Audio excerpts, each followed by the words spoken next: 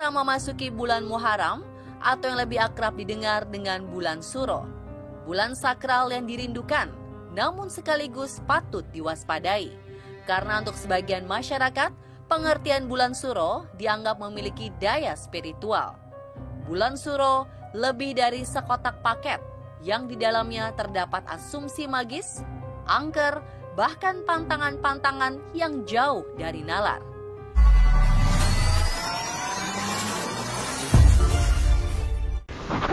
Bismillahirrahmanirrahim. Assalamualaikum warahmatullahi wabarakatuh. Salam rahayu rahayu rahayu. Alhamdulillahirrabbilalamin. Wahibina nasta'inu wala haula wala quwata illa billahil aliyil azim. Alhamdulillah masih diberikan kesempatan untuk melanjutkan kreativitasnya, melanjutkan mengungkap misteri-misteri yang mungkin belum kita semuanya ketahui, dan juga jangan terlalu dipercaya, anggap saja hanya hiburan. Malam ini bertepatan dengan malam 1 Suro. Kita akan coba untuk menarik sisi gaib dari malam 1 Suro. Dari segi golongan hitamnya kan pakai ritual tertentu, nah, dari golongan putihnya seperti apa, ada tanggapan atau perang goib di malam 1 Suro ataupun apa malam, kita akan coba mencari tahu. Kita akan coba memanggil salah satu penghuni alam goib yang berkaitan dengan tradisi malam 1 Suro sebagai ritual buat cuci pusaka, ya Pak Gun? Ya, buat ritual-ritual memberi makan pusaka ataupun mencuci pusaka. Kita akan coba, atau ya semacam keris itu, buat sahabat santrika dari manapun berada, mudah-mudahan selalu dalam lindungan Allah, selalu sehat, selalu sehat, berkah-berkah, dijauhkan dari segala macam mara bahaya. Bismillahirrahmanirrahim. Ya Allah, dan izin guru kami, beliau Sang Yang Nur Cahaya Ning Nirwana, bantu untuk memagari badan saya, badan mediator, hanya menguasai jasadnya, tidak bisa membaca pikiran, tidak bisa membaca hatinya, hanya meminjam raganya. Ruh dan sukmanya tetap di badannya, tidak bisa diotak-atik. Begitupun dengan saya di tempat ini, kita bantu untuk memagari tempat ini agar tidak ada penyusup-penyusup. Selain yang saya maksud, selain yang saya tuju, tidak bisa masuk dalam tubuh mediator. Selain yang saya maksud, selain yang saya tuju, tidak bisa masuk dalam tubuh mediator. Bismillahirrahmanirrahim. Ya Allah, dan izin guru kami, beliau Sang Yang Nur Cahaya Ning Nirwana. Assalamualaikum.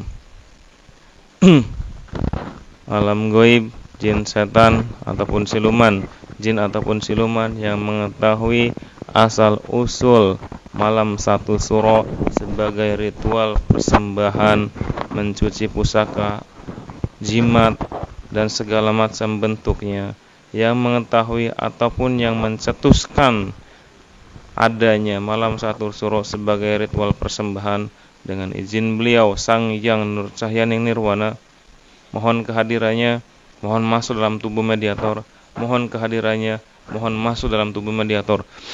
Allah masuk dalam tubuh mediator.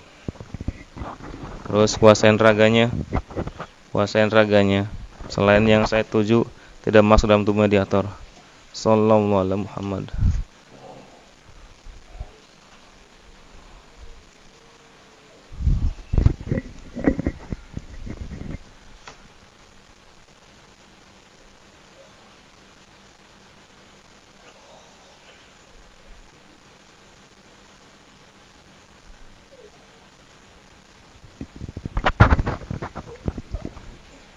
Duduk yang tenang.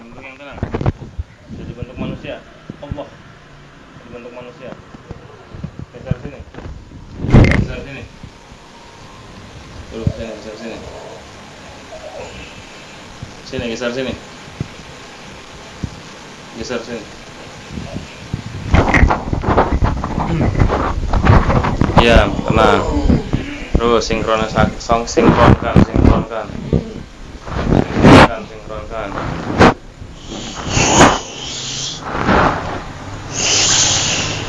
Terus sinkronkan.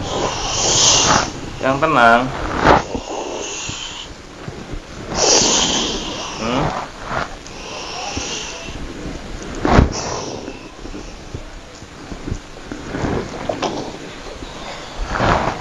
Yang tenang, palanya diam. Seperti layaknya manusia dengan izin Dia Sang Hyang Wasa Nirwana. Yang tenang seperti layaknya manusia, Allah. Palanya yang diam, enggak usah ugat-ugat. Suaranya diperbesar. Ada apa ini? Bentar dulu.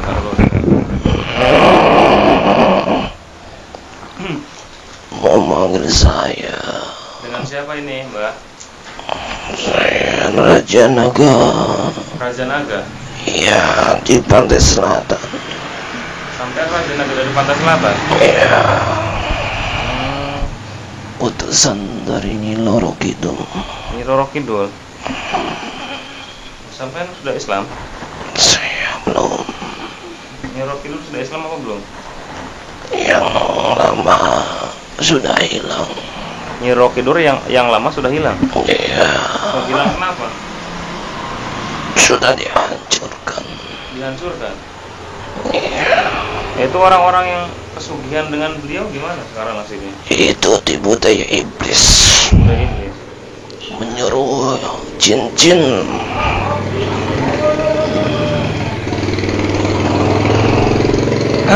Nah, saya mau tanya, kok kenapa sampean yang masuk ke dalam raga mediator ini?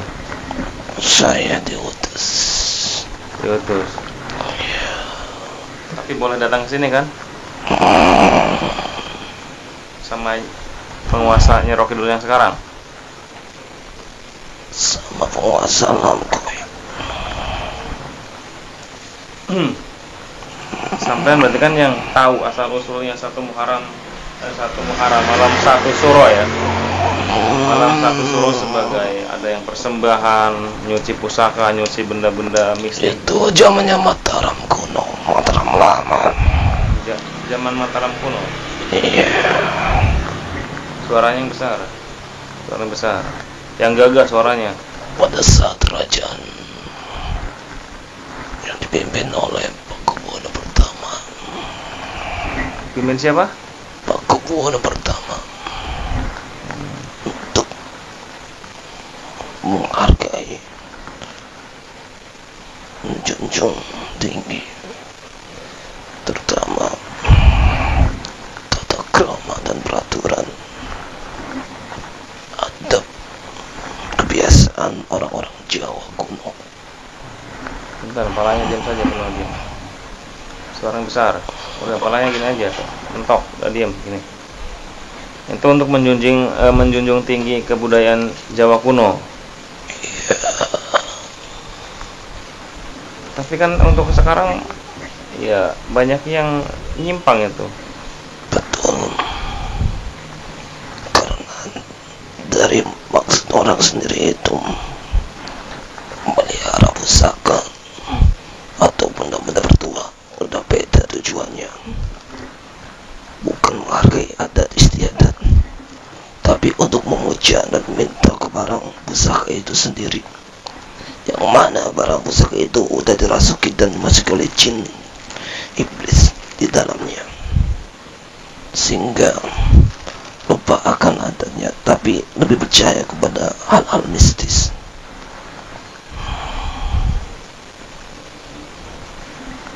Terus gimana Mbak? Ada ini lagi? Apa?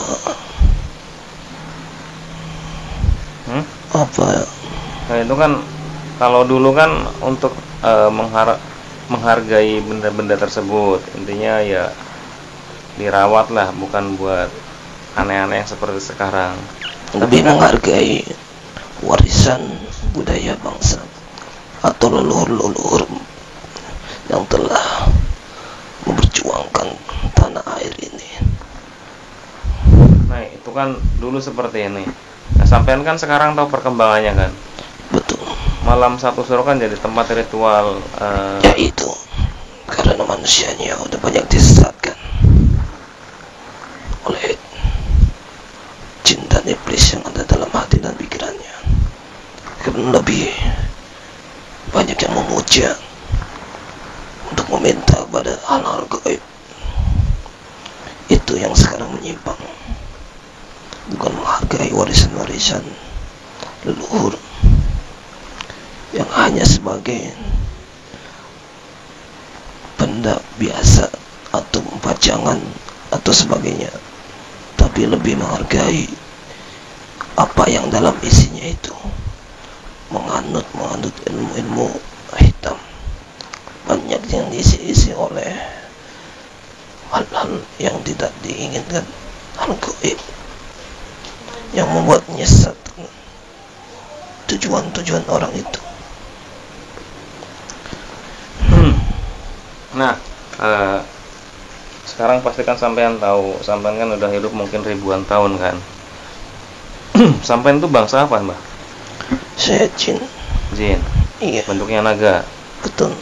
Nah, untuk yang sekarang itu kan banyak golongan-golongan itu sebagai ritual buat menambah kekuatan.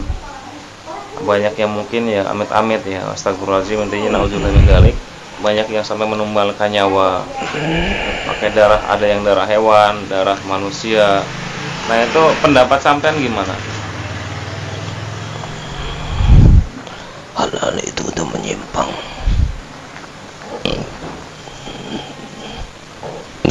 Karena orang-orang sekarang lebih gampang ditipu daya oleh bangsa-bangsa jin dan iblis. Lebih percaya pada hal-hal gaib untuk tujuan mereka, untuk kehidupan mereka, untuk jabatan mereka. Seperti pegang-pegangan batu jin-jin keris atau asma-asma yang ada dalam dirinya, yang membuat kebal, membuat kuat, membuat derajat, pangkat dan jabatan, mendatangkan rezeki. Akhirnya terjerumus dalam hal kekafiran, memuja hal-hal gaib yang ada dalam barang itu,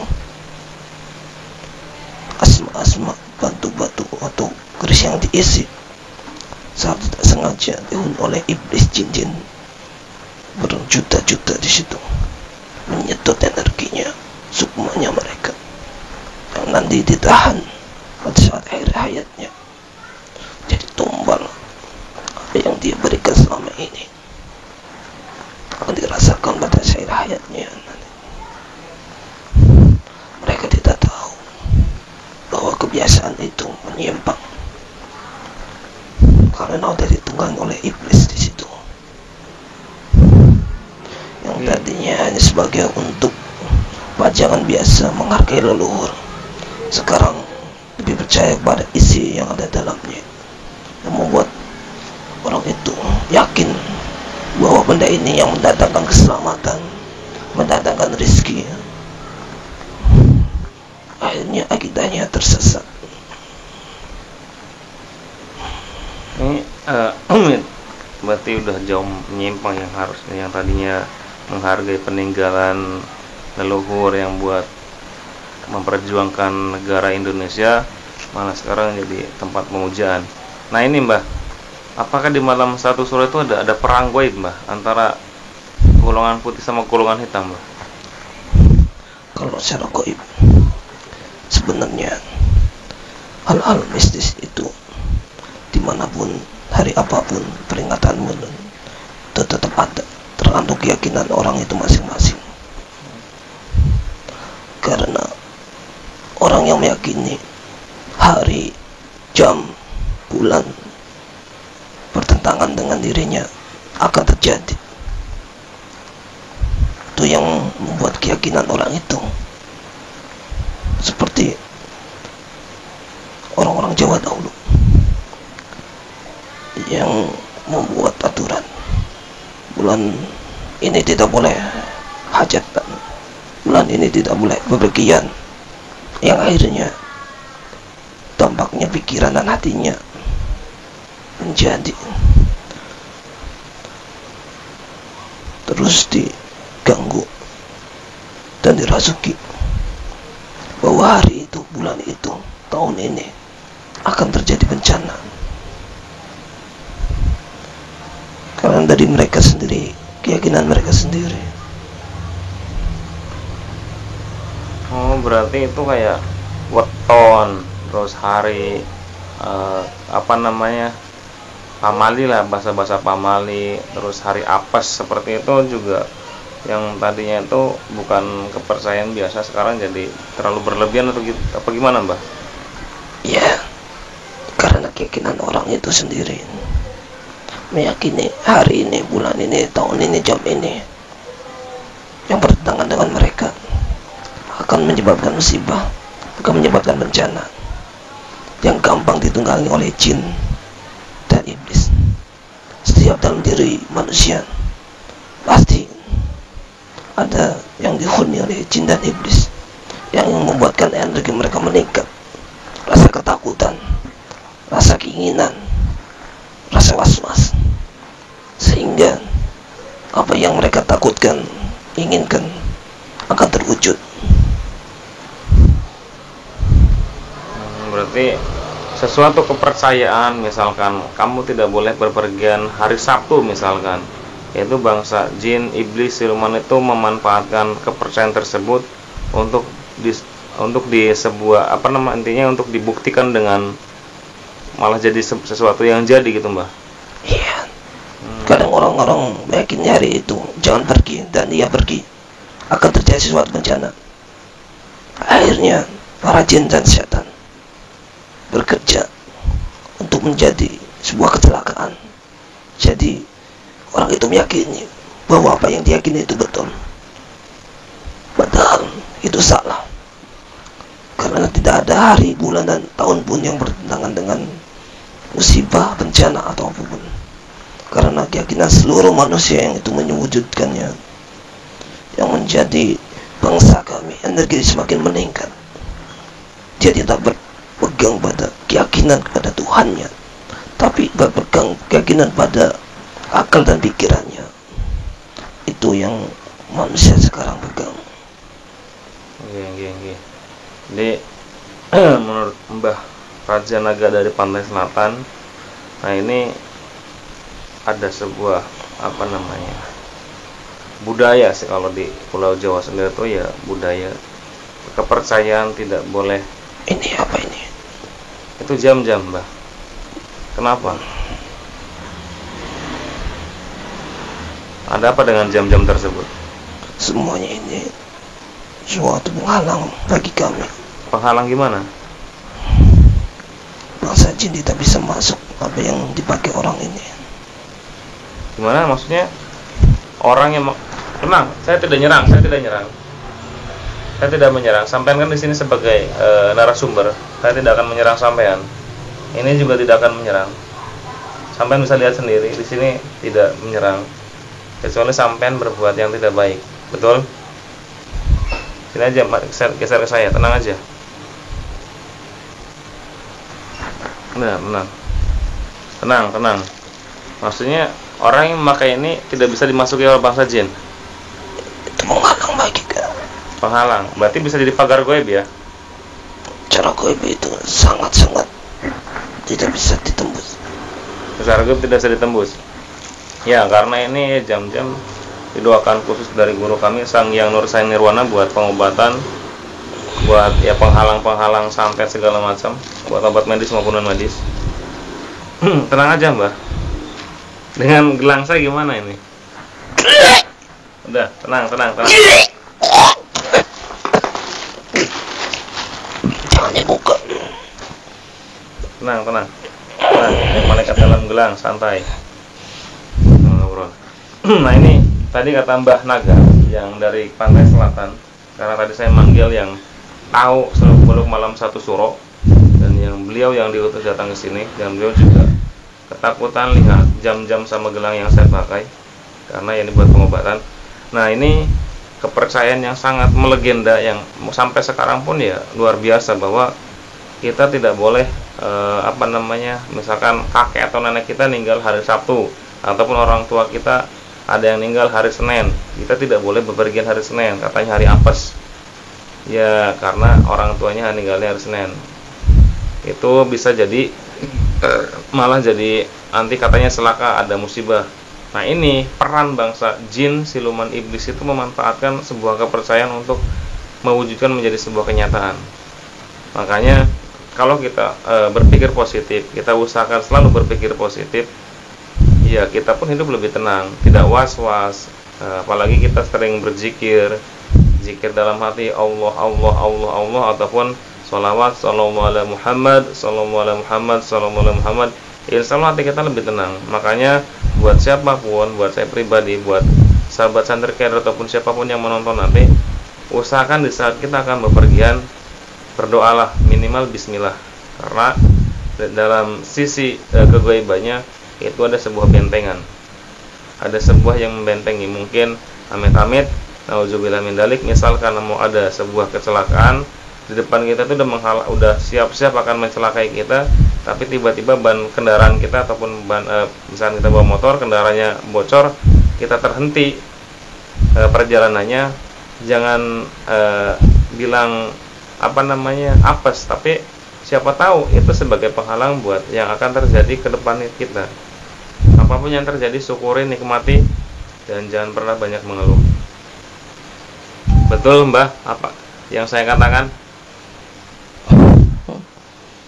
Sekarang Hah? imannya udah pada lemah, ya lebih berpikir logika, kemajuan teknologi. Nah, ini tujuan saya bikin konten dan tugas dari guru saya Sangjang Nursen Nirwana, ya sebagai bentuk dakwah. Ya mudah-mudahan dengan nonton ini ada sedikit banyaknya yang hatinya tergugah, memperbaiki diri, terus memperbaiki diri. Iya, betul. Sudah ada yang ngikut kan, terbukti sekarang kan. Walaupun nggak harus banyak, yang penting dakwah itu akan sampai kalau udah ada yang minimal satu orang yang ingin belajar. Emang betul. Udah banyak. Banyak yang ikut. Udah. Dan Suaranya besar.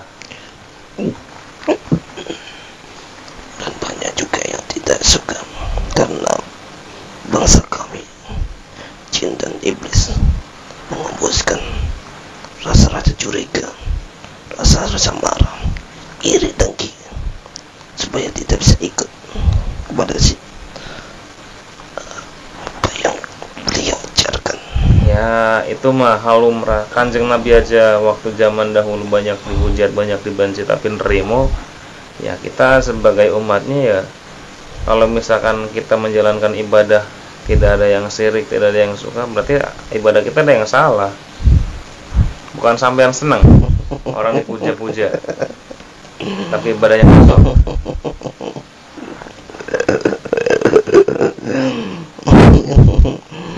Itu tujuan kami, buat orang adik-adik merasa benar, merasa paling atas, merasa dirinya bersih, merasa dirinya suci. Nah, ini gini aja nih, sampean mau Islam apa gimana? Saya belum saatnya. Belum saatnya. Yakin, saya pasangkan laporan dada sampean ya.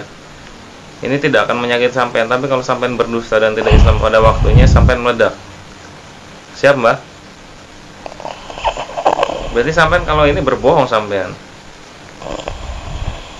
Bismillahirrahmanirrahim. Ya Allah, dengan izin beliau Sangjang Nursen Nirwana, saya pasangkan laporan Allah dalam dada beliau sebagai kuncian. Jika berbohong, jika berdusta, saatnya nanti diislamkan, tidak Islam, maka dengan izin beliau langsung otomatis meledak, terlempar ke bumi 10, terkunci di dalamnya sampai yaumil akhir. Allah. Kuncian, sebagai kuncian. Merasa dengan jiwa sampean, tidak melukai sampean. Udah tenang aja.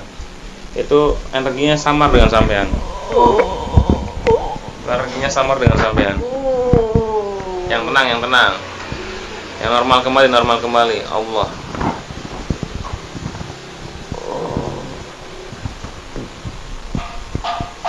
Mana? Sampai nggak bisa bohong sekarang. Gimana? Udah, sampai nggak Islam pun nggak masalah, nanti ya sampai dusta meledak sendiri. Terima kasih buat sahabat Santricader. Ini kita coba menelisik, mencari kebenaran tentang malam satu suro yang kata dari Mbah Naga ini, Raja Naga dari Pantai Selatan. bahwasanya ya dulu itu dipakai untuk menghargai, menghormati pusaka-pusaka yang dipakai untuk berperang. Jadi sebagai tanda jasa lah, sebagai tanda jasa menghargai, makanya disimpan, dirawat, dikoleksi, tapi bukan untuk dipuja. Nah, yang sekarang itu dipuja sebagai persembahan, sebagai sesaji. Nah, itu yang salah kaprah. Mudah-mudahan ada yang baik, yaitu datangnya dari Allah, ada yang tidak, ya itu mulai dari saya pribadi karena saya manusia yang banyak dosa. Nah, ini mungkin yang konten satu suro cukup sekian. Nanti kita akan coba membantu perjuangan Gus Nur Samsun untuk memberantas dukun-dukun Batara Karang. Kita akan coba narik lagi rusukmanya karena ya parewangannya luar biasa banyak.